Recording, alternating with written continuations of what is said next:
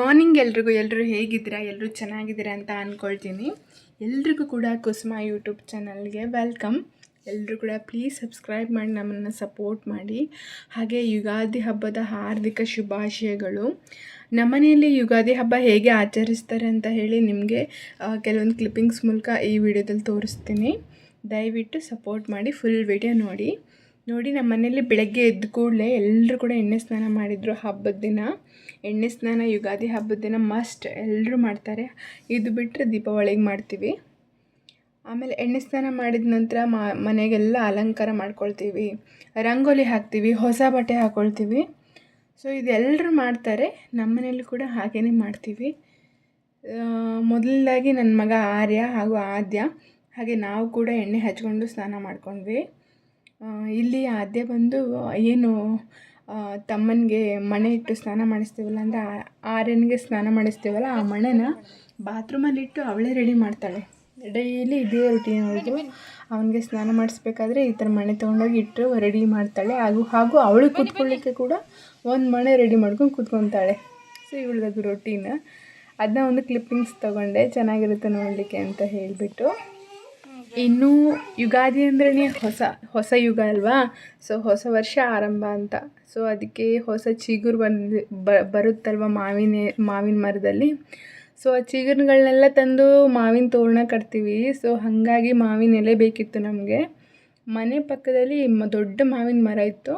So ಅದರಲ್ಲಿ ಮಾವಿನಕಾಯಿ ಕೂಡ ಬಿಟ್ಟಿತ್ತು. ಹಾಗೇ ಒಂದೇ ಒಂದು ಮಾವಿನಕಾಯಿ ಕೆಳಗಿರೋದ್ರಿಂದ ಒಂದೇ ಕಾಯಿ ತಗೊಂಡು ನಂತರ ಚಿಗುರು ಏನು ಬೆಳೆದಿತ್ತಲ್ವ ಆ ಚಿಗುರು ಕೂಡ ಹರ್ಕೊಂಡು ಬಂದ ಅಣ್ಣ. ಸೊ ಅದಕ್ಕೋಸ್ಕರ ಅವನು ಈ ಥರ ಕತ್ತಿನ ಮಸಿತಾ ಇದ್ದಾನೆ. ಆ್ಯಂಡ್ ಅದು ಪಕ್ಕದಲ್ಲಿ ಡ್ರಮ್ ಏನಿದೆ ಅಲ್ವಾ, ಅದು ಡಿಕಂಪೋಸರ್ ಅಂತ. ನಿಮಗೇನಾದರೂ ಇನ್ಫಾರ್ಮೇಷನ್ ಬೇಕಿದ್ದರೆ ನಾನು ಬೇಕಾದ್ರೆ ಅಣ್ಣನ ಹತ್ರ ಕೇಳಿಬಿಟ್ಟು ಹೇಳಿಸ್ತೀನಿ. ಬೇಕಿದ್ದರೆ ಕಮೆಂಟ್ ಮಾಡಿ. ಅದೇ ರೀತಿ ಅಣ್ಣ ಕತ್ತಿನ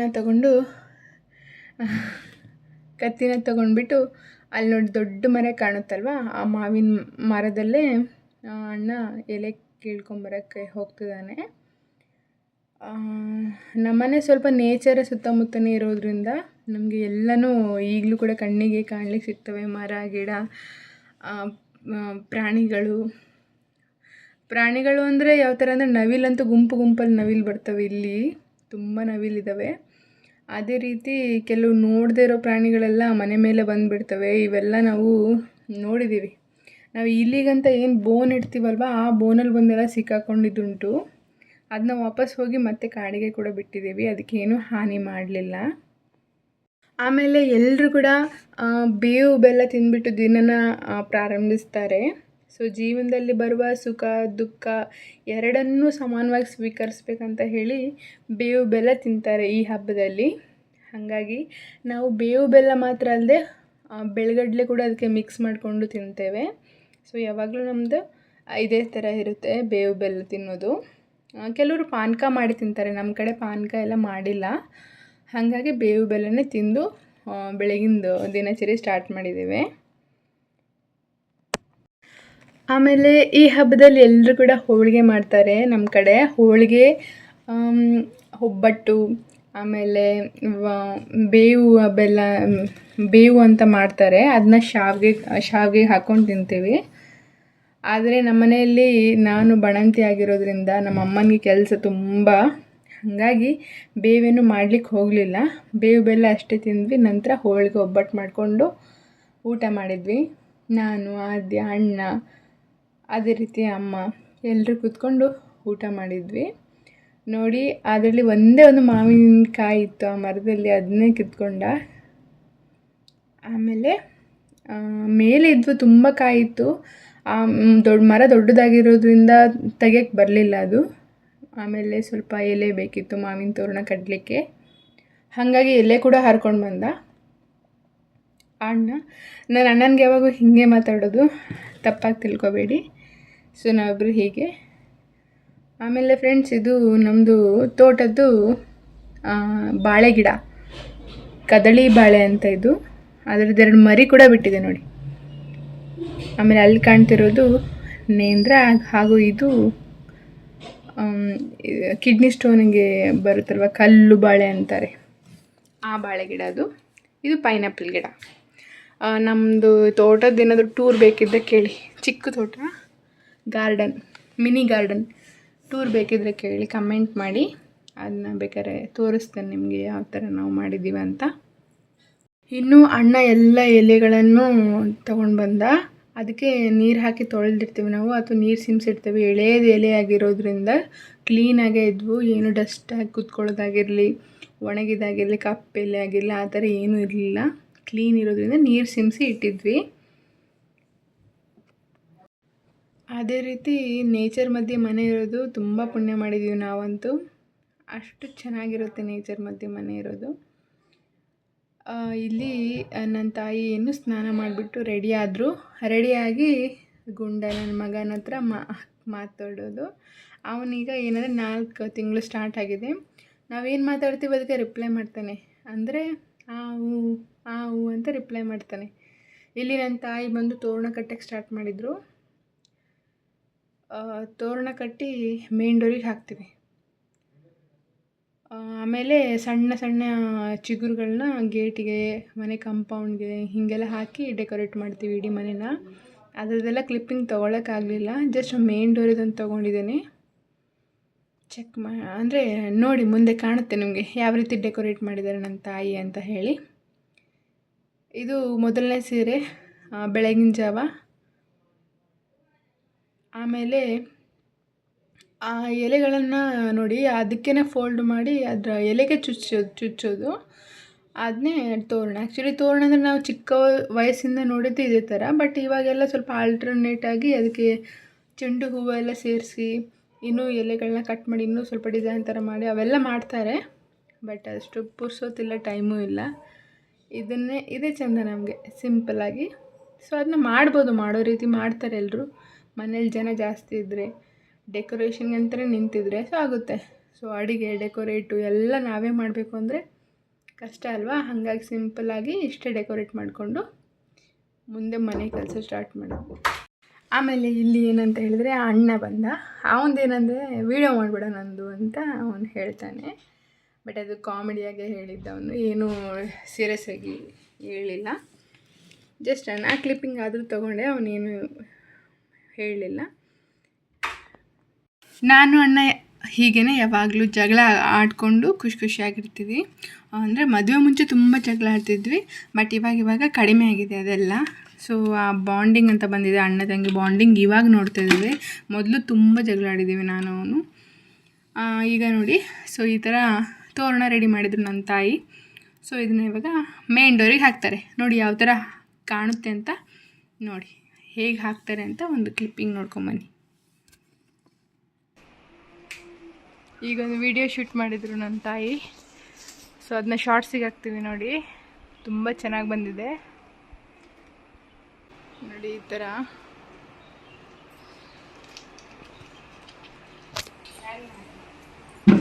ಗುಡ್ ಮಾರ್ನಿಂಗ್ ಅಜ್ಜ.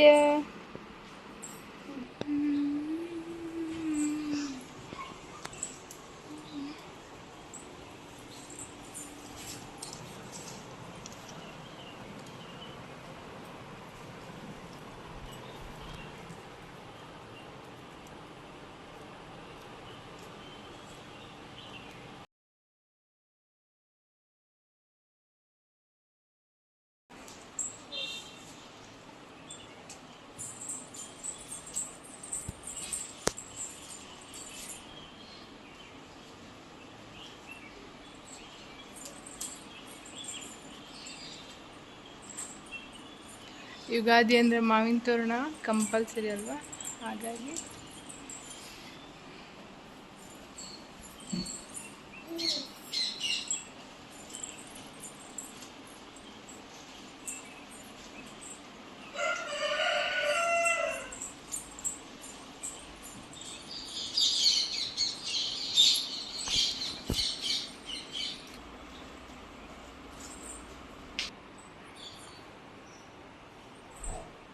ನೋಡಿ ಎಷ್ಟು ಚೆನ್ನಾಗಿ ರೆಡಿ ಆಯ್ತಲ್ವಾ. ಲಕ್ಷ್ಮಿ ಥರ ಕಾಣ್ತಿದ್ದಾರೆ ನೋಡಿ. ಹಿಂಗೆ ಡೈಲಿ ರೆಡಿ ಆಗಮ್ಮ.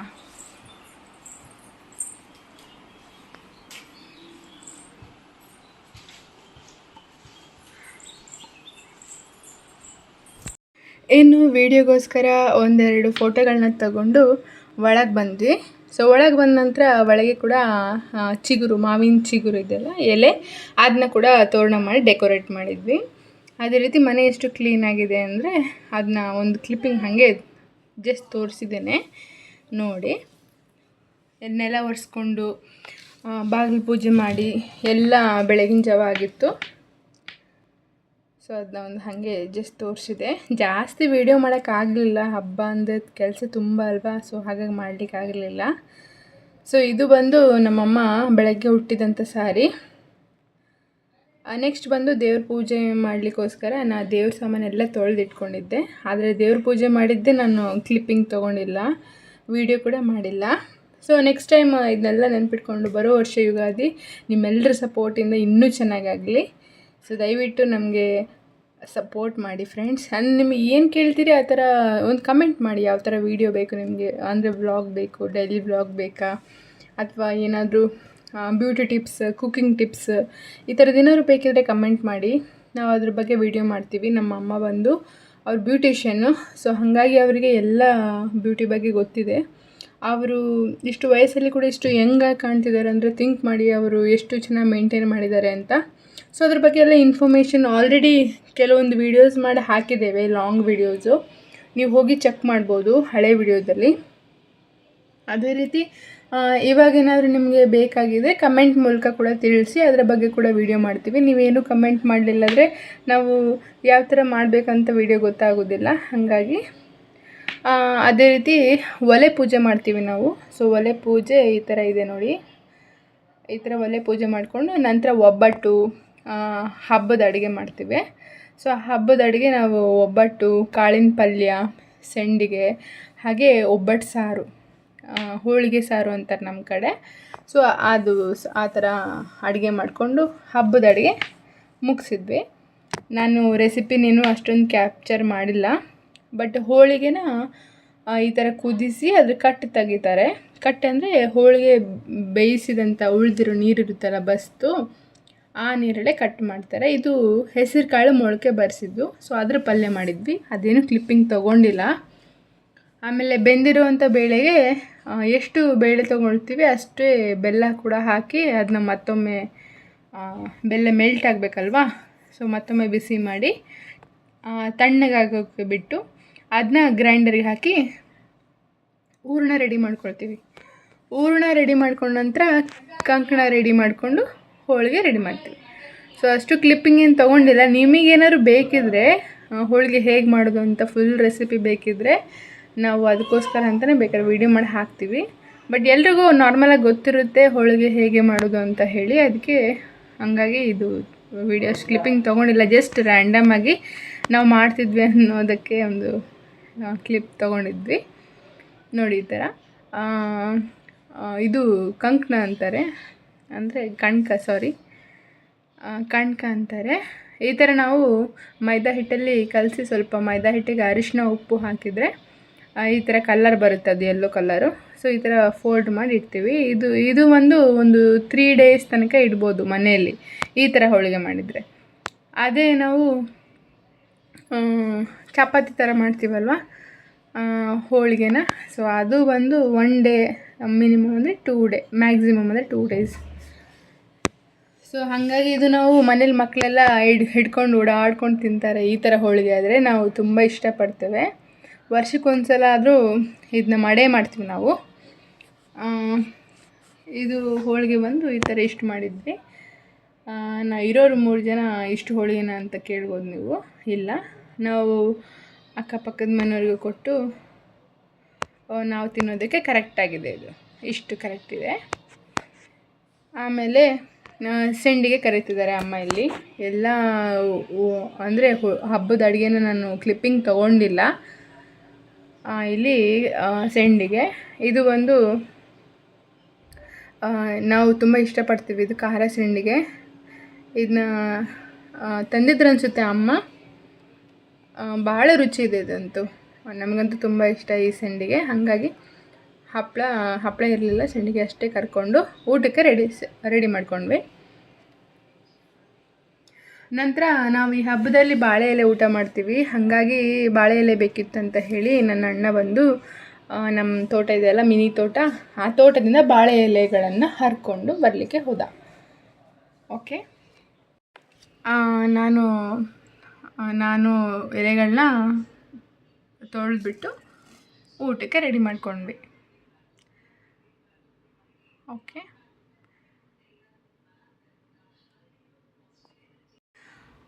ಏನಂದರೆ ಹೋಳಿಗೆನ ಚಂದ್ರನ ನೋಡಿದ ಮೇಲೆ ತಿಂತಾರೆ. ಅದು ಅಲ್ಲದೆ ಅಮಾವಾಸ್ಯೆ ಕೂಡ ಆಗಿತ್ತು. ಈ ಹಬ್ಬದ ಟೈಮಲ್ಲಿ ಅಮಾವಾಸ್ಯೆ ಕೂಡ ಬಂದಿತ್ತು. ಹಾಗಾಗಿ ಚಂದ್ರ ನೋಡಿಕೊಂಡು ಚಂದ್ರ ಕಣ್ಣಿಗೆ ಕಂಡ ಮೇಲೆ ಹೋಳಿಗೆ ಮಾಡೋದು ಪದ್ಧತಿ. ಆದರೆ ನಮಗೆ ಈ ಬ್ಯುಸಿ ಸ್ಕೆಡ್ಯೂಲಲ್ಲಿ ಹಬ್ಬದ ದಿನವೇ ಹೋಳಿಗೆ ಮಾಡ್ಕೊಂಡು ತಿಂದ್ವಿ. ನೆಕ್ಸ್ಟ್ ದಿನ ಹೊಸ ತೊಡುಕು ಅಂತ ಮಾಡ್ತಾರೆ, ನಾನ್ ವೆಜ್ ಮಾಡೋರು ಮಾಡ್ತಾರೆ, ಇಲ್ಲದ್ರಿಲ್ಲ. ಸೊ ಇಷ್ಟಾಗಿತ್ತು ನಮ್ಮದು ಸೆಲೆಬ್ರೇಷನ್ನು. ಸೊ ಇದು ಅಣ್ಣ ಬಾಳೆ ಎಲೆ ಕಟ್ ಮಾಡ್ಕೊಳ್ತಿದ್ದಾನೆ ಊಟಕ್ಕೋಸ್ಕರ. ಅದನ್ನ ಕೂಡ ಒಂದು ಕ್ಲಿಪ್ಪಿಂಗ್ ತೊಗೊಂಡಿದ್ದೆ.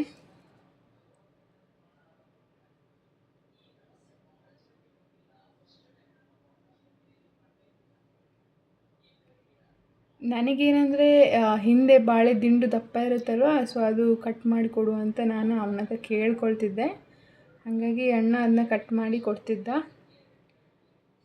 ಸೊ ಊಟಕ್ಕೆಲ್ಲರೂ ರೆಡಿ ನಾವೀಗ. ನೀವು ಕೂಡ ಬನ್ನಿ, ಊಟ ಮಾಡೋಣ. ಏನಂದರೆ ಅಜ್ಜನಿಗೆ ಇದು ಅವರ ಅಪ್ಪ ಹೊಸ ವರ್ಷಕ್ಕೆ ತಂದು ಬಟ್ಟೆ ಇದು. ನಾವು ಹಾಕಿರಲಿಲ್ಲ, ಜಸ್ಟ್ ಒಂದು ಹಾಕಿಬಿಟ್ಟು ವೀಡಿಯೋ ಮಾಡಿದ್ವಿ ಅಷ್ಟೇ. ಹಬ್ಬಕ್ಕೆ ಹೊಸ ಬಟ್ಟೆ ಅಂತೇಳಿ ಹಾಕಿದ್ವಿ. ಆಮೇಲೆ ಇದು ಬಂದು ಕಾಳಿನ ಪಲ್ಯ. ಬಹಳ ಚೆನ್ನಾಗಾಗಿತ್ತು ಫ್ರೆಂಡ್ಸ್. ಇದು ಕಾಳಿನ ಪಲ್ಯ ಇದೆಲ್ಲ ಬಾಯಲ್ಲಿ ತುಂಬ ಟೇಸ್ಟಾಗಿತ್ತು. ಅದಕ್ಕೆ ಅಣ್ಣ ಮತ್ತೊಮ್ಮೆ ಹಾಕ್ಸ್ಕೊಂಡ ರುಚಿಯಾಗಿದ್ದಕ್ಕೆ. ನೋಡಿ, ಇದು ಮೊಳಕೆ ಬರ್ಸಿದ ಕಾಳಿನ ಪಲ್ಯ. ನಿಮಗೆ ರೆಸಿಪಿ ಬೇಕಾದರೆ ಹೇಳಿ, ನಾನು ಇನ್ನೊಂದು ಸಲ ಬೇಕಾದ್ರೆ ಟ್ರೈ ಮಾಡ್ತೀವಿ ಅದನ್ನ. ಆಮೇಲೆ ಆದ್ಯನಿಗಿದು ಮೊದಲನೇ ಬಾಳೆ ಎಲೆ ಊಟ. ಅವಳು ನೀರು ಬಾಟ್ಲಿ ಹಿಡ್ಕೊಂಡು ಯಾವಾಗಲೂ ಪಕ್ಕದಲ್ಲಿ ಕೂತ್ಕೊಂಡಿರ್ತಾಳೆ. ಸಾಕು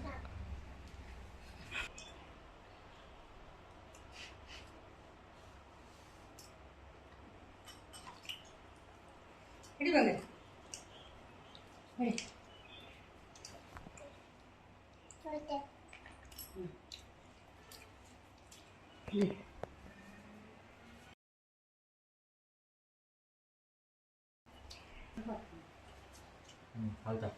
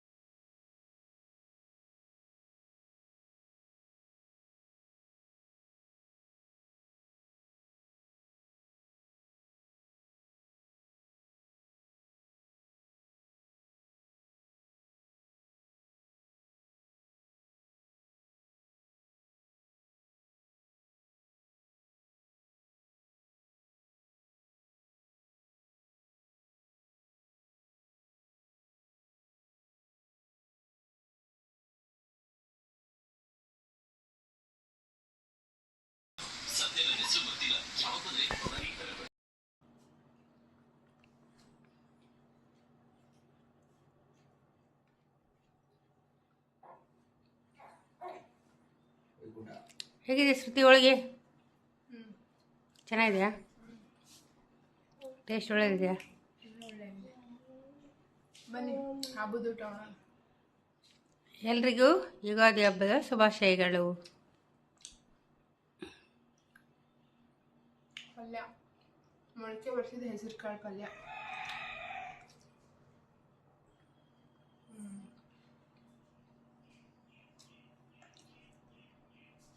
ಸೂಪರ್.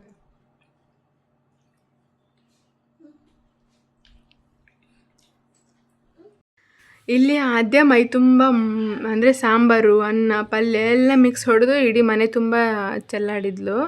ಅವಳಂತೂ ನೀಟಾಗಿ ಊಟ ಮಾಡಲೇ ಇಲ್ಲ. ನಾನು ಊಟ ಆದಮೇಲೆ ಅವಳಿಗೆ ಊಟ ಮಾಡಿಸಿದೆ, ನಿಧಾನವಾಗಿ ಹಬ್ಬದ ಊಟ ಮಾಡಿಸಿದೆ. ಊಟ ಮಾಡಿದ್ಲು ಕೂಡ. ಅದೇ ರೀತಿ ನಾವು ಈ ಹಬ್ಬದ ದಿನ ಅಮಾವಾಸ್ಯೆ ಕೂಡ ಬಂದಿದ್ದರಿಂದ ಪ್ರತಿ ಅಮಾವಾಸ್ಯೆಗೆ ಕೂಡ ಮಕ್ಕಳಿಗೆ ಓಕ್ಲಿ ಮಾಡ್ತೀವಿ ನಾವು. ದೃಷ್ಟಿ ತೆಗಿತೇವೆ, ಕಣ್ಣಾಸ್ರ ಅಂತ ಹೇಳ್ತಾರೆ. ದೃಷ್ಟಿ ತೆಗಿಲಿಲ್ಲ ಅಂದರೆ ಸಿಕ್ಕಾಪಟ್ಟೆ ಟಾರ್ಚರ್ ಮಾಡ್ತಾರೆ. ಅದು ನಮಗೆ ಅನುಭವ ಆಗಿದೆ. ಆ ಕಾರಣಕ್ಕೋಸ್ಕರ ನಾವು ಪ್ರತಿ ಅಮಾವಾಸ್ಯೆ ಹುಣ್ಣಿಮೆಗೆ ಈ ಥರ ಆ್ಯಕ್ಚುಲಿ ಕೆಂಡದ ದೃಷ್ಟಿ ತೆಗಿಬೇಕು. ನಮ್ಮ ಮನೇಲಿ ಕೆಂಡ ಎಲ್ಲಿಂದ ಸಿಗುತ್ತೆ ಅಲ್ವಾ, ಸೊ ಹಾಗಾಗಿ ಓಕ್ಲಿ ಇದೇ ಥರ ಓಕ್ಲಿದು ನೀರು ಇಳಿದೋಗೋದು ಆ ಥರ ದೃಷ್ಟಿ ತೆಗೆದ್ವಿ. ಅಂದರೆ ಏನಂದರೆ ಫ್ರೆಂಡ್ಸ್, ಅಮಾವಾಸ್ಯೆ ಅಂದರೆ ಹಿಂದೆ ಮುಂದೆ, ಅಮಾವಾಸ್ಯೆ ಹಿಂದೆ ಅಥವಾ ಅಮಾವಾಸ್ಯೆ ಬರೋ ಟೈಮ್ ಮುಂದೆ ಈ ಥರ ಅಮಾವಾಸ್ಯೆ ಟೈಮಲ್ಲಿ ಎಲ್ಲೂ ಓಡಾಡಬಾರ್ದು. ಮಕ್ಕಳು ಮರಿ ದೊಡ್ಡವರು ಆಲ್ಮೋಸ್ಟ್ ಅದನ್ನ ಅವಾಯ್ಡ್ ಮಾಡಬೇಕು ಆ ಟೈಮಲ್ಲಿ ಹೊರಗಡೆ ಹೋಗೋದನ್ನು. ಯಾಕಂದ್ರೆ ನಮಗಾದ ಅನುಭವ ಬಗ್ಗೆ ನಾನು ಹೇಳ್ತಿರೋದು, ನಿಮಗೆ ಹೇಗೋ ಗೊತ್ತಿಲ್ಲ. ನೋಡಬೇಕಾದ್ರೆ ಚೆಕ್ ಮಾಡಿ, ಅಮಾವಾಸ್ಯೆ ಹಿಂದೆ ಮುಂದೆ ಏನಾದರೂ ನಿಮಗೆ ಫೀಲ್ ಆಗಿದ್ರೆ ಚೆಕ್ ಮಾಡಿ. ಅದೇ ರೀತಿ ಫ್ರೆಂಡ್ಸ್, ಇನ್ನೂ ಹೆಚ್ಚೆಚ್ಚು ಕ್ಲಿಪ್ಪಿಂಗ್ಸ್ ಜೊತೆಗೆ ಒಳ್ಳೊಳ್ಳೆ ವೀಡಿಯೋಗಳನ್ನ ಕೂಡ ಮುಂದೆ ಹಾಕ್ತೀನಿ. ದಯವಿಟ್ಟು ಫಾಲೋ ಮಾಡಿ, ಸಪೋರ್ಟ್ ಮಾಡಿ. ನನ್ನ ತಾಯಿ ಬ್ಯೂಟಿಷಿಯನ್ ಆಗಿರೋದ್ರಿಂದ ನಿಮಗೇನಾದರೂ ಟಿಪ್ಸ್ ಬೇಕಿದ್ದರೆ ಕೂಡ ಕಮೆಂಟ್ ಮಾಡಿ, ಅವ್ರು ಹೇಳ್ತಾರೆ. ನಮ್ಮದೊಂದು ಪುಟ್ ಫ್ಯಾಮಿಲಿ, ಸೊ ದಯವಿಟ್ಟು ಲೈಕ್ ಮಾಡಿ. ಅದೇ ರೀತಿ ಸಬ್ಸ್ಕ್ರೈಬ್ ಮಾಡಿಕೊಂಡು ವೀಡಿಯೋಸ್ ಫುಲ್ ನೋಡಿ. Thanks for watching.